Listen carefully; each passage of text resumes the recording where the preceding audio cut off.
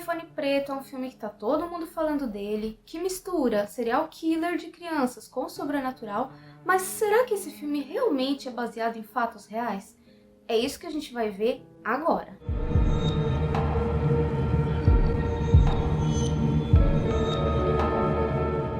O filme traz um serial killer sádico, mascarado, sinistro e ainda por cima foi dirigido por Scott Derrickson, que nada mais é do que o diretor de filmes como O Exorcismo de Emily Rose, Sinister, que veio pro Brasil como A Entidade e outros filmes aí. Ou seja, o cara tem bagagem para filme de terror, né? Mas o fato é que a base para esse filme foi um conto de mesmo nome, ou seja, The Black Phone, escrito por Joe Hill, que nada mais é do que o filho do Stephen King. Então assim, né?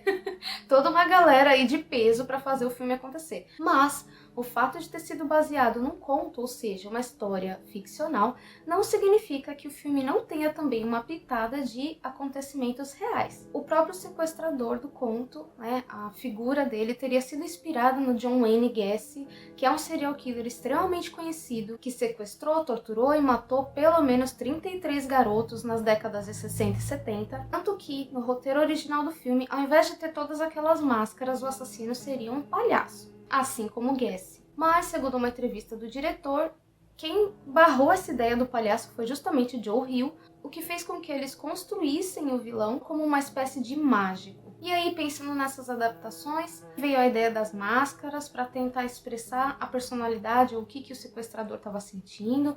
E aí foi chamado Tom Savini, que é um maquiador conhecido aí por Sexta-feira 13, Despertar dos Mortos e outros filmes do gênero aí. E se um serial killer vestido de palhaço já não é o suficiente para servir como inspiração, Derrickson deu uma entrevista falando um pouco mais sobre as inspirações reais que ele trouxe para o filme. E ele fala que em Denver, onde ele morava quando era criança, era um lugar muito violento, muito perigoso. E ele conta também que, abre aspas, quando eu tinha 8 anos, meu amigo bateu na minha porta e disse: alguém assassinou minha mãe. A mãe do meu amigo ao lado foi assassinada. E havia muita violência doméstica, mesmo na minha própria casa e nas casas de muitas dessas crianças que eu conhecia. Foi também logo depois que Ted Bundy passou pelo Colorado matando pessoas e os assassinatos de Manson tinham acabado de acontecer. Ou seja, era uma época ali que tinha vários casos de serial killer acontecendo ali e aterrorizando as pessoas, né?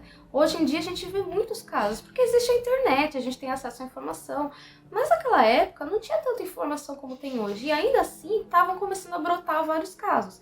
E o diretor, ele morou numa região que ele considerava extremamente violenta e perigosa. E isso também serviu de inspiração. Esses casos que se via na TV, que eram divulgados, que começaram a ser divulgados, também serviram de inspiração para o filme. Então a história em si se baseia num conto fictício, uma coisa inventada. Porém, foi mesclado na produção do filme não só uma história fictícia, mas outros aspectos que ele trouxe para o personagem e para o enredo em si, baseado em várias histórias e acontecimentos reais, e a forma como esses serial killers se comportavam foi o que ele tentou trazer para o filme. Aliás, o que não falta é caso de serial killer para a gente explorar além dos acontecimentos sobrenaturais.